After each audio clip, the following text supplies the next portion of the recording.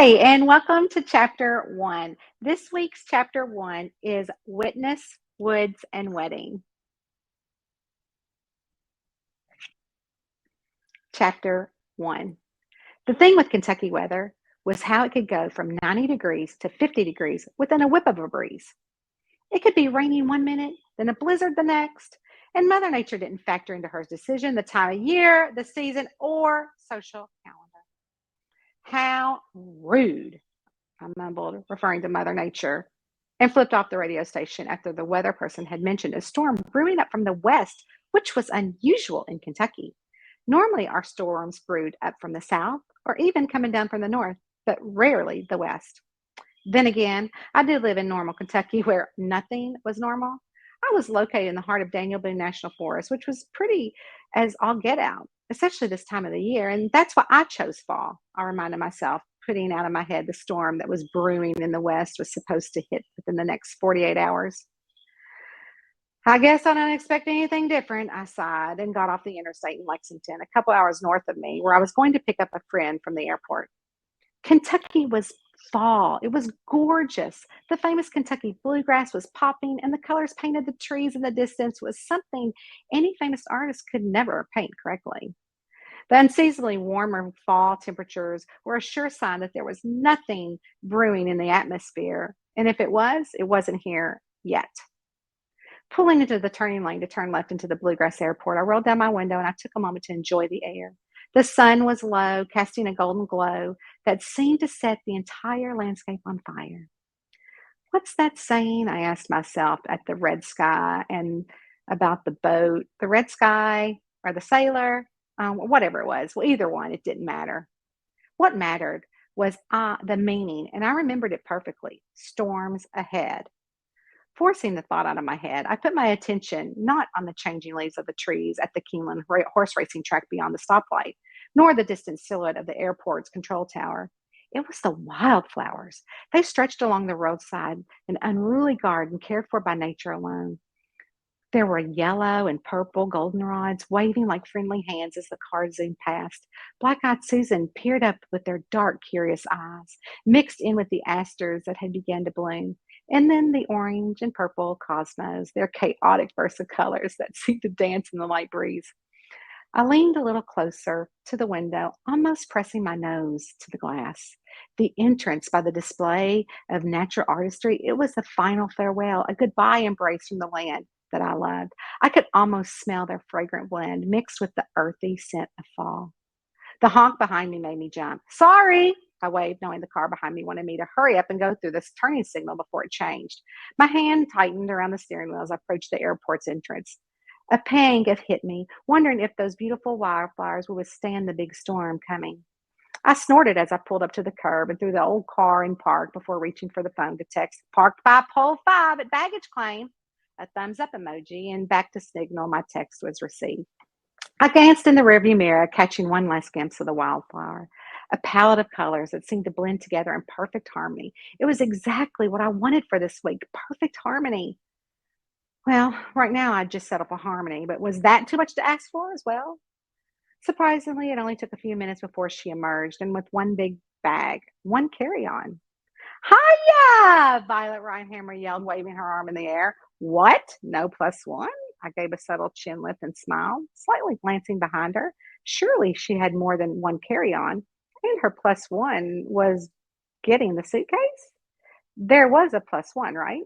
And everyone was excited to meet the man that she had actually said was her plus one, who actually wanted to date Violet Reinhammer. That's really what the excitement was about.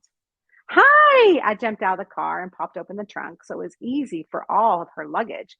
No doubt she had a makeup suitcase alone. I'd even cleaned out the trunk of my car before I left the campground so her stuff would fit. "How's the bride?" she squealed and tossed her arms around me. The carry-on thrashed against my back. "I'm great," I said and lied right through my teeth, letting go.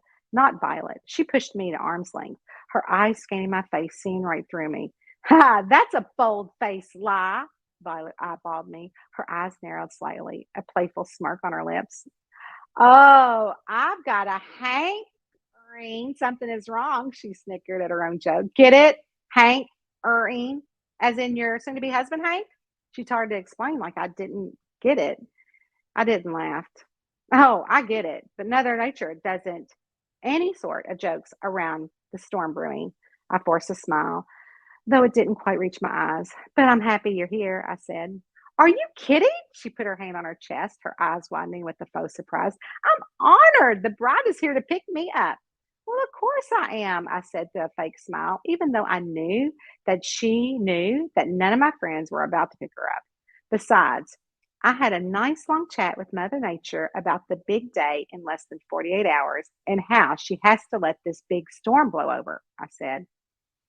That was all I was asking for, I told myself as I threw Violet's carry on suitcase in the back of the trunk and slammed it shut one day. Oh, is that it? Violet chuckled and tossed her blonde hair over her shoulder, a flicker of amusement in her eyes. You know, that's going to be a bit hard to do in Kentucky. I nodded, reluctantly agreeing with her. I know, but I'm not asking for a whole year. I'm just asking Mother Nature for a day. There was a glance between us that wasn't full of hope because both of us had endured Kentucky weather. And, well, let's just say that even asking for a full day with a storm like they were predicting was going to be tough to escape. She laughed, the sound light and airy, full of mirth.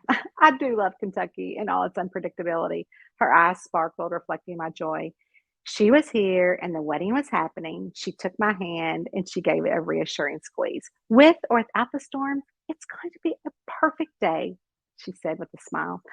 Holiday Junction is having a storm now, and if my flight was an hour later, I wouldn't be here. From what my colleagues at the Junction Journal are telling me, everything was shut down. She got into the passenger seat and buckled in. Colleagues? I asked, knowing that she and her mama were the only employees that I knew of at her paper, the Junction Journal. It was a great time to change the subject, and it was all about Violet. She could talk hours about herself, and we had at least two until we got back to normal. Radley, she sighed with exhaustion. Radley is the newest employee. Don't ask. My internal alarm sounded. By the tone of her voice, there was more to Radley than she let off, but I'll let it slide for now. What are we waiting on? She looked over at me, ever the so chipper young woman with blonde hair neatly parted to the side and layered in loose curls, perfect white teeth, and a big smile that used to cut me to my core when I'd see her as a reporter for Channel 2 News, the Normal Gazette, and Good Day in the Park, her own show in Normal. Darren, I said, and leaned up a little bit so I could see if he was coming through the sliding glass doors of the airport. Oh, he's not coming. She leaned back in her seat with her head resting on her headrest as she sucked in a deep breath. He's in law school and he had very little time for me or anything else these days. Anything else, as in your secret identities? I asked. Even now, I was too scared to say the secret identity that she and Darren Strickland had taken on in their small town called Holiday Junction. People thought Normal was nuts. I was here to say that I've been to Holiday Junction and that place was flat out crazy. And Violet Reinhammer, she fit right on in. No, Violet shook her head. Nothing. Law school, huh? I asked. It was like Violet and I talked all the time. In fact, when she did live in Normal, which was all her life until she thought she was going to this big job interview because she truly thought and still does think that she's like the next Barbara Walters. Her plane had made an emergency landing and stuck her in the middle of Holiday Junction where she never left. This time and distance, and the fact that I needed to get some information about something, I had put my differences aside. I'd had her with her and called her in a favor. It was then that we had forgot about our long distance relationship and all the tumultuous relationships we had when she lived in Normal. And actually, she helped me out, and it took me by surprise how pleasant she was at a long distance. You can only imagine what my best friends, a group of women we called the Laundry Club ladies, were a smidgen taken back when I told them that I was going to go spend New Year's Eve in Holiday Junction with Violet last year. And here we are today, fast forward, and Mother Nature being the pill, not Violet. Unreasonable storms brewing right in time for my wedding. And that's why I thought Mother Nature was rude. As we drove back towards Normal, the sun dipped lower, casting a magical glow over the wildflowers and the landscape of my beloved Kentucky. My heart was full of hope, love, and the promise of new beginnings. In a couple of days, I was going to be Mrs. Hank Sharp, even though I was keeping my name, Mae West.